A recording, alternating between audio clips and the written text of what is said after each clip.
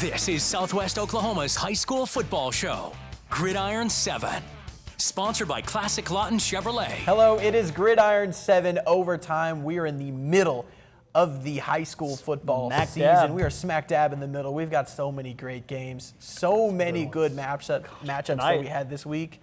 Tonight's slate was probably one of the best we've had all year. Can we call this rivalry week? Maybe. I don't know. We have quite a few of those, and I feel like this is probably the best we're gonna get for the rest of the season. I want to say, but Yeah. dude, it was a good one. we had an awesome slate. I think the last week of the season does have that level of importance. Sure. And there are some really big matchups you see at the tail end there. But I think in terms of just like rivalry teams, the level of teams playing, I think we had the best slate.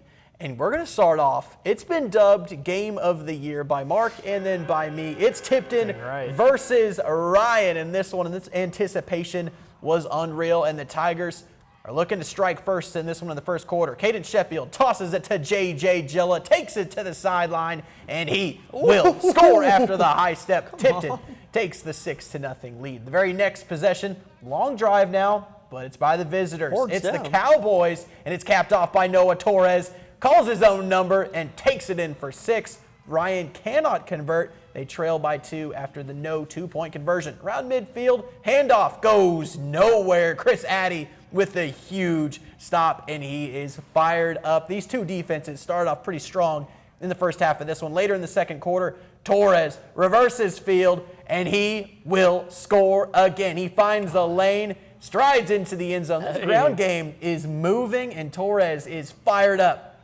in this big-time matchup. Ryan around the 50-yard line. Torres, again, 4th down, looking to make something happen in the scramble drill. Makes a man miss, makes him fall, actually, and he finds his open man towards the sideline for a huge first down. And yes, you read that score correctly. Ryan takes down Tipton 34-26. What a matchup this was. The hype for this one was unreal. You went out to Tipton, I went out to Ryan. This game in the last couple of years has really taken the life of its own. No doubt. I mean, dude, Ryan finally gets it done. Obviously they've wanted to get Tipton before, but it feels like it's been forever. And Coach White has kind of talked about that, they've had the upper hand the last couple of years, Tipton has. But tonight, no longer. Ironically, it's also the first time that this game's been in Tipton, and also what feels like forever. And Coach White, obviously, he talked a little bit just kind of about this game and saying just how familiar they are with each other. Mentioned Noah Torres a lot, saying that he's the key for victory. If they can stop him, they'll get the win. But obviously tonight, Noah Torres, I don't want to say having a field day, making Tipton work for it, but he helps push Ryan to a big win tonight. For all the coaches that watch the Gridiron 7 overtime, a lot of times I don't spill secrets, but when I goes. went out to Ryan and I asked Coach Tomberlin, and I was like, hey, how do you get the offense going? And specifically about Noah Torres, because you mentioned that Coach White talked about him, and he stopped for a second, and he was like, well, he's kind of our entire offense sometimes. Yeah. And we saw that in that clip, man. He was the offense. He gets everything going. It's that +1 run game that you see out of Ryan that really causes teams fits because they're very physical up front. And if you miss one gap, man, he could take it to the crib. He's all-state, man. He really is. Holding it down. That man's going to be on a state team. Absolutely. Holding it down in the free safety spot, really just anchoring the team. Congrats to Ryan for the win, though. Good game of the week there. We finally got a good one. Game of the year. Hey, some have said that.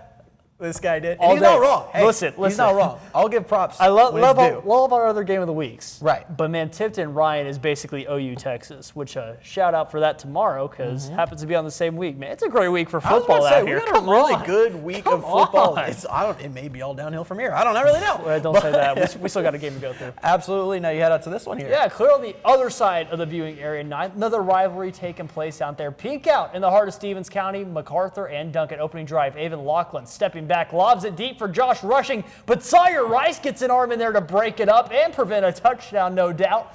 but the Highlanders get a big stop on D. They take it deep in the red zone. Lachlan on the keeper, up the left, lowers the shoulder and in for the tutty.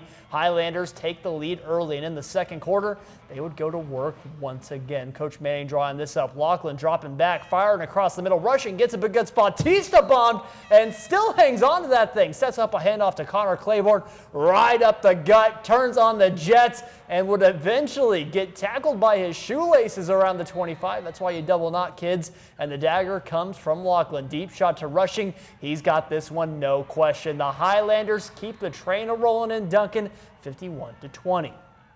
Another big win for the Highlanders. Yeah. They're kind of catching fire in this. What did you see out of them when you were there early on?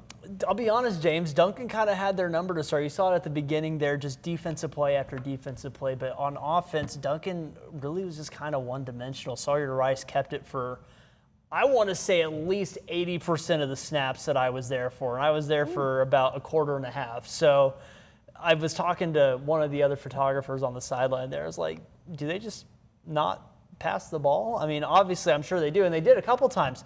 But you gotta find a different way to get that ball downfield. And MacArthur again just picked up on it really, really quick. And on offense for MacArthur, I mean, they could do no wrong essentially. But yeah, big win for MacArthur. They keep the momentum rolling on the road. Absolutely. Their offense is moving and grooving. And speaking of offenses that are moving and grooving, There in you Class 5A, the Altus Bulldogs play host to on. John Marshall in this one. Altus looking to remain undefeated as they welcome John Marshall. And it's a not-so-friendly welcome on third down. A big stop by a whole host of Bulldogs in this one. 2-minute drill now. DJ Wilson gets the carry, gets them across the 50-yard line. Clock still ticking. Tick, tick, tick. Next play, Jamin Reed rolls left, fires across his body. This throw is incredible. And he finds Cole Osborne, 4-6. Altus runs away with the massive win over John Marshall in this one, 57-30. Now, full disclosure, I was at this game for all of 5 minutes. I got that third down play, made a big stop. This game was already fairly out of hand at this point. They were already up by about 30 in this one. No doubt. But, man, when they needed it, Reed could sling it, by the way. If Oh you my guys gosh, haven't that been was out to- insane. The Baker Mayfield difficulty of that throw, moving away and then firing it cross body is How many yards was some that, E like- levels, probably 35 in the air. And like to drop it basically Yeah. in the basket. Right. I mean, that's there was no defender Dude. in sight, but even if Yeah. there was, it wouldn't have mattered. It was an incredible throw. That's only where the receiver can get it. That's Yeah. perfect. Their offense is really good right now. DJ Wilson's a dog. Last year he was really good. They're just moving, man. Altus is rolling. I mean, they talked about this, man. These are some of the games that they really wanted to. Obviously, John Marshall, not exactly the best competition for Altus or in Class 5A, but these are the games that they need to start making a statement, especially in districts. The more points you can score, the better off you're going to be in Altus. Definitely said in the statement tonight. Absolutely. And talking about more scored points, Lawton High hoping to keep pace in the playoff race as they take on Western Heights at blackout. Cameron Stadium. Gotta love the unis, by the way. Those are absolutely sick. Western Heights, though, getting some offense going here. Tristan Young on the slant, breaks a tackle, gets inside the 20-yard line, but the Wolverines would regroup. 4th and goal. They're all over it. Evan Rutledge, Gabriel Menifee combined for the stop. Turnover on downs. The Lawton High offense would take over from there. David Baker, first down and then some, a pickup of 16 before he is forced out of bounds. Later on the drive, Hayden Graves calls his own number and he finds pay dirt. Lawton High would roll on from there, 49-0. They're now 4-2 on to the season. There we go. Now, Kyle told us they were struggling a little bit early. They get that heavy package that we've seen a lot out of Lawton High where they kind of just out-muscle you, really. I mean, there's no wide receivers on the field. They get 11 of their biggest cats out there, and then they move you. Yeah, no, Lawton High has been great. I mean, we've been seeing it just over the last 2 seasons. It seems like every single game they're starting to find something else that just really starts clicking for them. I mean, obviously now 4-2, 49-0 against Western Heights. That's big. I think they had similar score to it last year, but I think Western Heights actually got some points on the board last year. Absolutely. So a shutout, hey, that's an improvement right there. It absolutely is. We're seeing Joseph Simpson now entering back in the fold. Kind of Right. the reason they lost to Noble. I mean, in that first quarter, man, it looked like Lawton High was going to win pretty convincingly. You lose your QB, the offense completely has to shift on. It's huge. Just like Yeah. that. Kind of a make or break deal there, but hey, they bounce back. Big win over Western Marines are Heights. 4-2.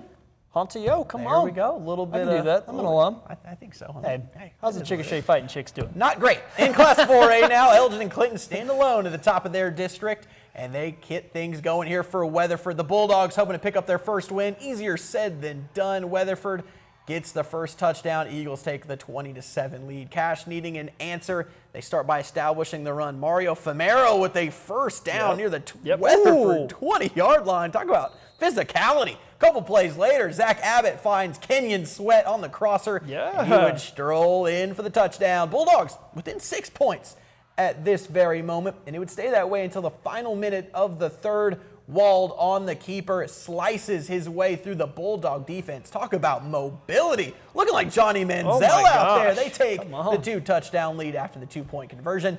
Guess what? This Wald kid, he ain't done. And he's in for a monster game. Calls his own number, and check this out. Lowering the boom here. Crosses into the end zone. It's another tough loss for Cash, though. 49-28. They're now 1-2 in district play. Kind of a tough loss, but man, Weatherford is up there in Class 4A. One of the better squads that they'll see all year. There's a couple scary things in football. There's very few scarier than a quarterback that's not afraid of contact. Absolutely. And seeing him lower the shoulder, you got one man to beat before you're in the end zone. Man, I do not want to be that man trying to tackle him. Absolutely not. And you're almost trained when you see a quarterback, like, all right, go low, something like that. And with the way the rules are changing, too, they try to protect the quarterback more. Yeah, but at the end of the day, it's high school football, low man wins. He was lower. Yeah. He was a lot lower and faster and stronger, and he got into the end zone. Bit of a tough break, though. But, hey, we've got some Class A football now. We do. Up at the southern edge of Grady County we go. Rush Springs hosting Hilton on homecoming night. Redskins down 6 out of the half, but it didn't take long for them to come marching back. Opening drive, Cord Jones looks deep, puts it on a rope for Colton Whiteside. Turns it upfield, but gets brought down by a pack of Bulldogs in the red zone. A couple of plays later, the Redskins, James, decide to go a little Philly Eagle here on a tush push. Jones falls forward and is in. The extra point is good. Rush Springs now up by 1. Bulldogs on the offensive now. Luke Puckett eyes his man the whole way, fires. Whiteside reads it like an open book, takes it the other way, and sets up Rush Springs deep in Hilton territory. Jones would hand it off to Kaysen Silverhorn and goes untouched up the left side to extend the lead. Rush Springs completes the comeback in an instant classic with a 40-32 win. And can I pick games or can I pick games? We got some good ones this week. I'm telling you, man. How about Classics. it? None of this 50-0 malarkey, but this one's pretty darn close to it. Elgin takes down Bridge Creek 58-13. Yeah, we probably could have. I think we could have stretched out and probably got out to that one. But Class 3A now, Anadarko. A massive win over Purcell in that one. They take down them. Let's move along here to Class A now. We're going to skip over Class 2A. Marlowe, big win over Crossings Christian. Comanche Falls to Dibble, a very tough loss in that one. Now in Class A, got a couple scores for you now in Class A. We're going to get to those in just a second. We got 3 of them. Southwest Covenant takes down Carnegie 27-2. Mangum, man, they look good. An impressive showing. Business as usual for Some Mangum have said that, and I kind of agree. 50-0 over Moreland. I'm saying absolutely. And Walter's a big win over Okema. I mean, they're kind of busy with baseball as of right now with Okema. Hey, good for them. We'll give them a bit of a pass. In Class C, we got 2 games for you. Gary takes down Grandfield 49-14. Mountain View Godibo over Temple 15-0. I believe that would be a forfeit.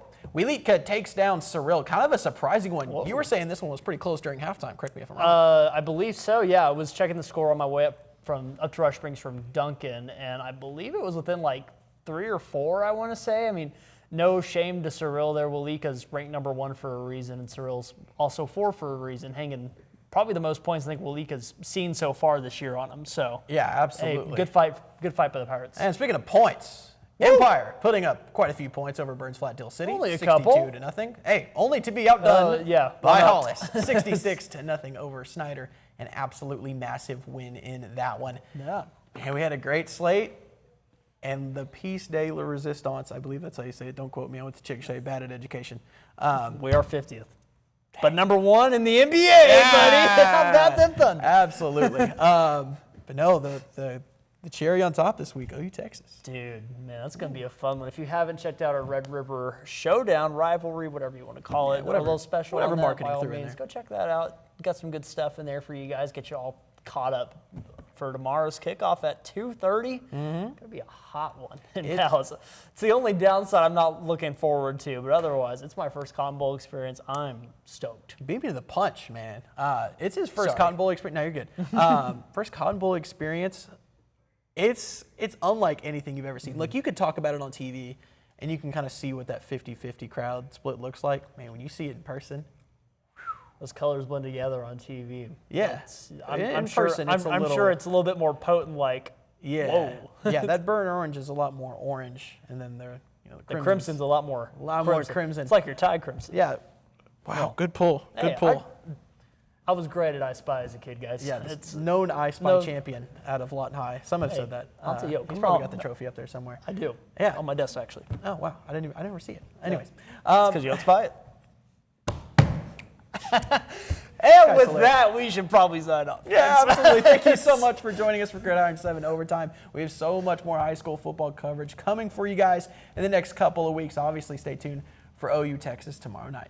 Have a good night.